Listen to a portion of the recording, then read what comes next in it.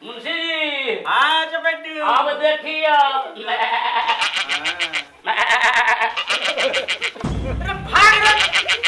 अब हम नौकरी में न रह, हम न जाए ओकरे यहाँ।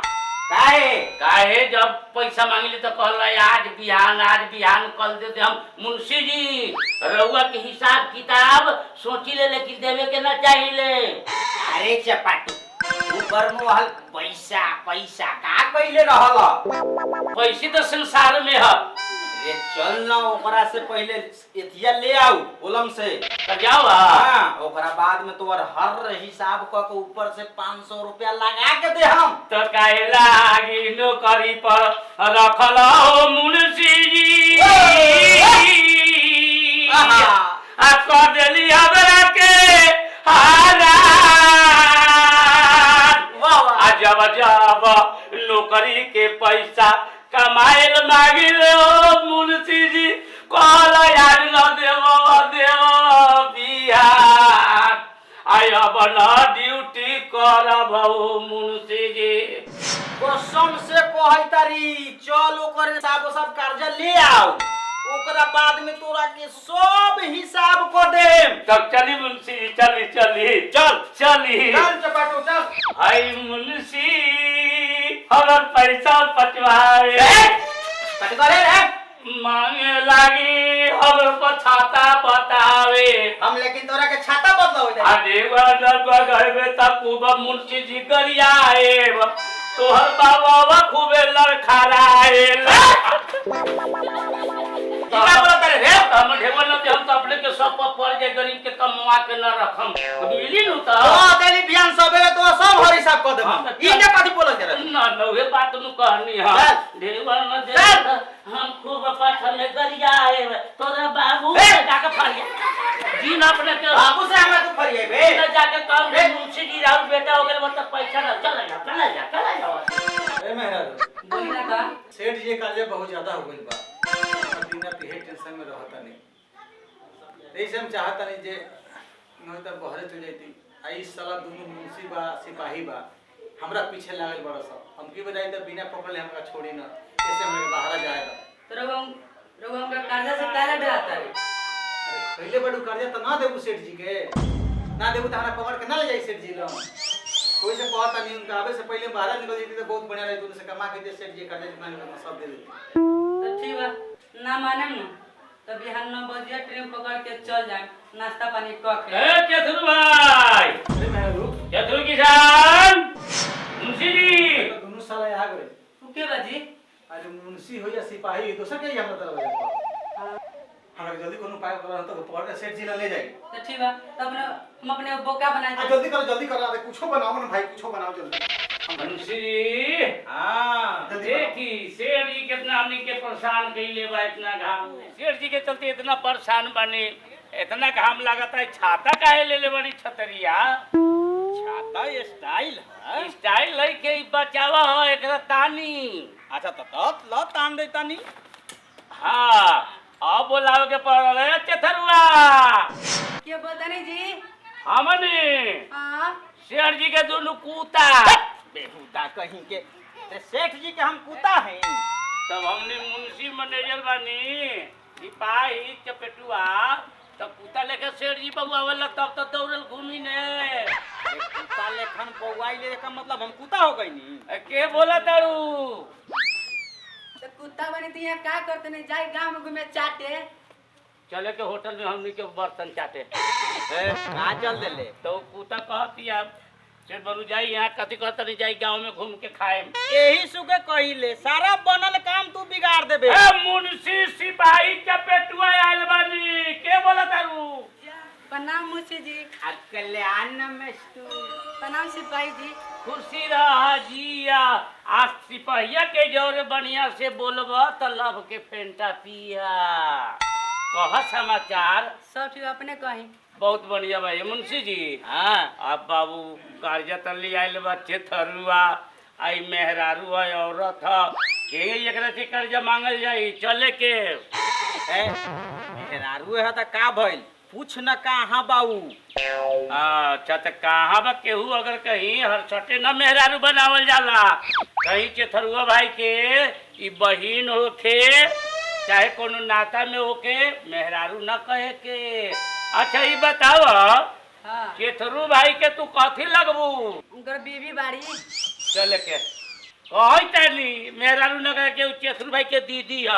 कहता उनकर दीदी बानी। चल के सुन रे उ दीदी नानू कहलक हाँ रे उ कहलक हम ओकर बीबी बाड़ी। बीबी की दीदी ए बीबी रुकी था। अच्छा ये बताओ हम तनी ऊंच सुनी ले केथरू भाई के कथी लगबा? एक कोरिया हम उनकर बीवी बाड़ी मुझौसा। देख दीदी ए बीबी कहै छै रे। बीबी हाँ उनकर बीवी बाड़ी। बीबी माने कथी भेल? उनकर परिवार मेहरारू बाड़ी। अच्छा ए मुंशी जी हां अरे केथरू भैया वो तो कर्जा खा ले लेकिन मेहरारू के तो बढ़िया भागा पोसाई पोस ले बा ना सफा 100 गो में 1 गो। ये एजेंसी के बोलोरो स्कॉर्पियो लेखा इसके नहीं के लागे दे लो हम न देखा। अच्छा वो कहाँ गइल बाड़न? उ गइल बड़न घोड़ा सान काम से। झूठ न बोला भाऊजी। वो केथरू भैया कहलन से हम कर्जा दे दे हम अपनी बेराई बाली न भइल बारिश हो गला के बाद में खेत गल गइल। उ नाटक मत करो।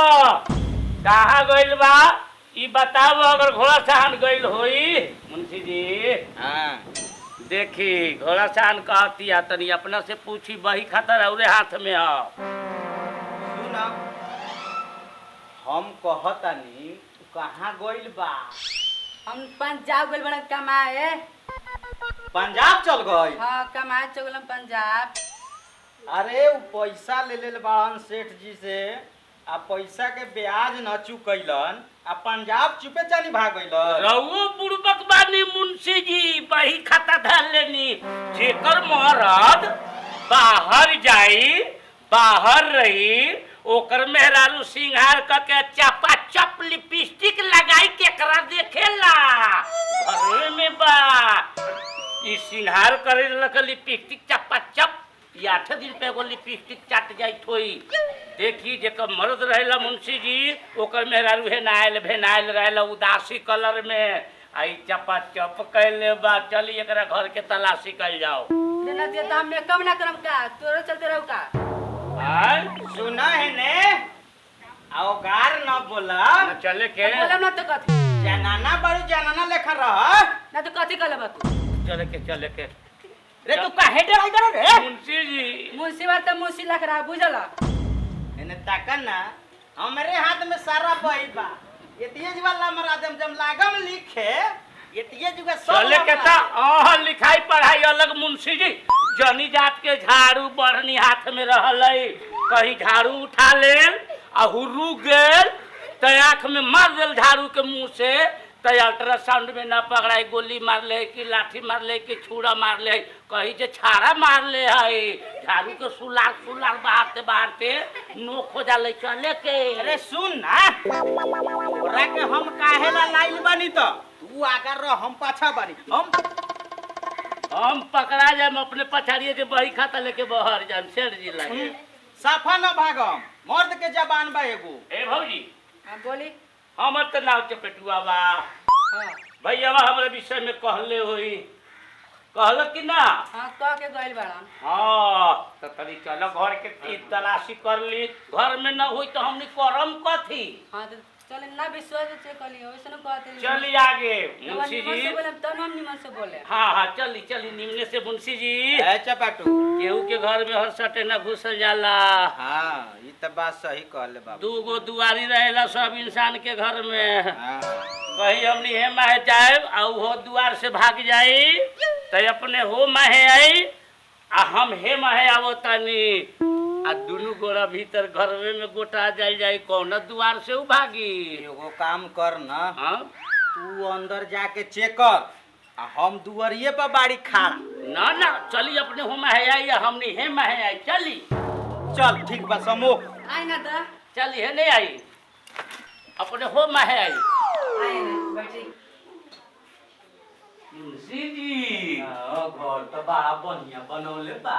कहले गरीब बाड़ी न तो गरीब के घर पर तो ऐसा मिलबे करी अल्बेस्टर। हाँ। बारिश हुई तो फटर फटर फटर फटर पथल होई तो नींद न पड़ी। हाँ। हाँ चली चली है ने एगो अपने हो दुआरी में आई हाँ, हम हे माहे देखे। हे माहे आवतानी ए रे चपेटू मुझे रे कॉफी का आइता रे बड़ी महकाईता। आइता हाँ लैट्रिन के गेट खोलले छोड़ देल बा जगह तो बान हो लेकिन यही घर में जाई त लैट्रिन पड़वाले बा के थरुआ भाई गरीब बा जमीन कम बा इधरे लेटरिन टॉयलेट जमीन के कमी से बैठल ले बा। अच्छा पूछे दी लेकिन लेटरिन टॉयलेट के महक नहीं खे अवई दी दूसरे महक आवता। हमरो हल्का हल्का बुकाइन मोह करता हाँ बोकाइने महकता है नहीं आई चलिए अब चतुर भाई के ए भाभी बोला ए तोरा घर में घुसली तो कथी तो बोकाइने महकता। हमार घर में बोका बाटे बोका हो हां गड़ी में के चढ़ावना ले रखले बाड़ी गड़ी माई के मान ले बारू। हाँ। गड़ी माई के 5 बरस में तो चढ़ावने चढ़ाइबू। हां हाँ तो एगो बात करे ना केने बोकवा ओने अनहार में बांध देले बारू। ए जगह ना बा ऐसा पाटू ने सुन चलिए ने कहई तारी हाँ उ त ब्याज दिन उ त चल गेल बा कहई त बाहर हाँ त बोकवा एगो बा त न हो के त ये ले चल तो चीत बुझा के खातिर कह के से माल जाल पोसल कर्जे पैसा ला उकरीमला चल गइल बा जेथरू भाई तई बोकवे ओकरा से लेके कागज पत्र फाड़ देहल जाओ। सेठो जी के हमरा स्टूडेंट हो गए रहे ते एगो बोका मल ले बानी दिनकर महाराज के तो उहे चढ़ा देहल जाई। कितना पैसा बा 11,075 रुपया 35 पैसा चली बोका पहले वजन देखम। हाँ, बोका देख। ए भाभी चल आगे बोली बाप भाई बड़ी बोका बा ले बा बोका के लेके बड़ी चौकस बाई तो उजर बोका बड़ी लम्बा बा। हाँ हाँ ए भाभी हां बोली ए मुंशी जी हां ई कैसन बोका जे एकरा सिंह का पार नहीं थे। रे मुड़ा होई मुड़ा ए भाभी हां बोली ई कैसन बोका जे एकरा सिंह का पार नहीं थे। हम भैया लिया लहन लुधियाना से हां ट्रक में से ट्रक में से हां ट्रक से लदा के आई रहे हाँ। वही में से खरीद ले बारू। हां ओई में से ए खरीद मुंशी जी 40,000 अच्छा तो अच्छा तो मुड़ेल तबा जाए एकरा मुड़ी में सींग नहीं के मासू ज्यादा पड़ी एको खौरा उरा दिखले वे दी। हां हाय आ गरीबन भाई के घरे के हां बोली मुड़ेल पोका तो देखले बाड़ी एकरा कोनो लंगड़ी ये पोछड़ी नहीं थे। ए तो घोड़ा बैठला है नु हां और बैठला तो पोछवा जर गलाई झूठ ना बोला। हाय हाय चला लाग चलो होइतै। हां मार खा है त का मुंशी जी हां सिपाही अब पैसा ला के लंगड़ी जर गेल बा तो बटुआ पकड़ा गइल। रे बटुआ न हो काथी है रे उ जर गइल नु हाँ। उहे चाम से कुड़ के लटक गेल होई हाँ जरल के तो चामुआ से कुटलू जाला हाँ। हॉस्पिटल में ना ले गइल। हाँ। अच्छा भौजी हो हां बोली ई बोका दे दो चतुर भैया कहीं गइल बा पूरा कर्जा माफ कर देता नी उकरी मिल जाई। ना हम बोका ना दे हम भैया लिया बन चलावना गड़ी में के चलावना चढ़ावेला हमर सेठो जी के धोखा लागे रहे ते को बोका मान देले बानी हमनी तो जाके उनको विध उतर जाई। दिनकर महाराज के दे दो नाम ना दो अपने जाके दोसर की लेम है ना उकरी दे दे हम जल्दी दे दो बोका मानो तो हमरा दिन ना बाटे ले जाला गड़ी में के न मानी कितना हिसाब बा हई देखी हिसाब 11,075 रुपया 35 पैसा बा। ऐसे न मानम हिसाब अगर हम जोड़े लागम तो बहुत पैसा भागी। ये से बढ़िया बापू का हमारा के दे द हई तू अपन हिसाब इतने में सब सटपट जाई। हाँ भौजी उकरी मिल जाई। तो ठीक बा तो ना माने तो अपने बोका ले जाए हमरा कागज दे दी लौटा दी हाँ तली हई अपने देता नी हम पागल तो वही बानी डुप्लीकेट देता नहीं फोटोकॉपी। फोटोकॉपी ओरिजिनल तो हम रख ले दे दी जड़ी जल बात बा एकरा से दे दे जन बोका तो को मरद आई तो कहीं जनाना से हमरा फुसला के ले गेल बा तो उल्टे हमनी फंस जाए। फुसुर फुसुर न करना तो सब कर ली। जल्दी जल्दी जल्दी हैला तू अपन कागज आ हमरा के मौका दे द। तो ठीक बा लेके जा तनी नु तहां पति के परेशान ना करम रहुआ। ठीक बा तो उकरीम अब मिलिए गेल। हम कर्जा सद गइल नु। हाँ हाँ सब कर्जा सज गई। तो ठीक बा जाई। हाँ तो फाड़ दी। मौका धरी मुंशी जी। मुंशी जी आज बेटी अब देखिए